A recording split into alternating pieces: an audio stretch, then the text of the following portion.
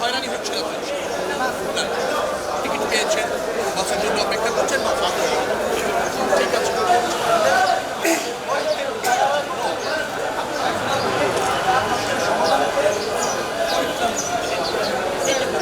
680 টাকা যেখানে আছে সেখানে 650 টাকা হচ্ছে অনেকে।